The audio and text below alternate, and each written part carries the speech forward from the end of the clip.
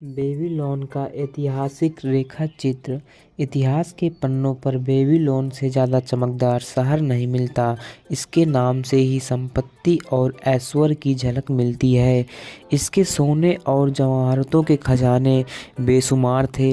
सामान्यतः ऐसी छवि बनती है कि ऐसा अमीर शहर किसी विलासिता की जगह में बसा होगा और इसके चारों ओर जंगल और खनिज पदार्थों के स्रोत होंगे। पर ऐसा नहीं था।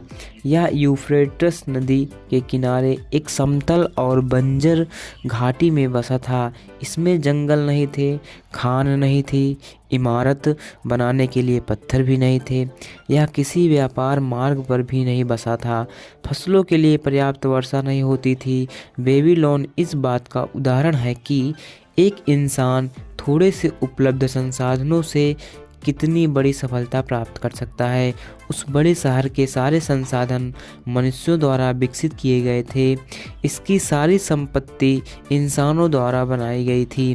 बेबीलोन के पास सिर्फ दो प्राकृतिक संसाधन थे, उपजाऊ जमीन और नदी में पानी। उस समय की सबसे बड़ी इंजीनियरिंग सफलता को अंजाम देते हुए बेबीलोन के इंजीनियरों ने उस नदी के पानी को बांधों और नहरों द्वारा नया रास्ता दिया। उन नहरों ने दूर दूर तक बंजर धरती को पानी देकर उपजाऊ बना डाला। यह इतिहास में इंजीनियरिंग की सबसे पहली सफलताओं में से एक माना जाता है। लहलहाती फसलें इसी सिंचाई की तकनीक का परिणाम थी जिसे उस समय तक दुनिया ने कभी नहीं देखा था। सौभाग्य से अपने लंबे अस्तित्व के दौरान बेबीलोन पर ऐसे राजाओं ने राज किया जिन्होंने युद्ध और लूट को प्रश्रय नहीं दिया। हालांकि वे कई युद्धों में शामिल हुए, पर उनमें से अधिकतर युद्ध दूसरे देशों के उन महत्वाकांक्षी शासकों से हुए जो बेबीलोन के खजानों को हड़पना चाहते थे। बेबीलोन के अद्भुत राजा इतिहास में अपनी समझदारी, पुरुषार्थ और न्यायप्रियता के कारण जाने जाते हैं।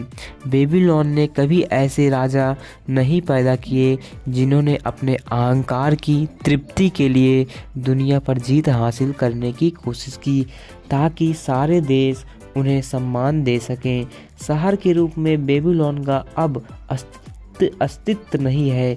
जिन मानवीय शक्तियों ने इस शहर को बनाया और हजारों सालों तक संभाला, उनके जाने के बाद ये शहर खंडहर बन गया। अभी इस शहर का स्थान एशिया में सुएज नहर से 600 मील दूर पूर्व में पर्शियन खाड़ी के उत्तर में है। यह एरिज़ोना के यूमा की तरह भूमध्य रेखा से 30 डिग्री ऊपर अक्षांश पर है।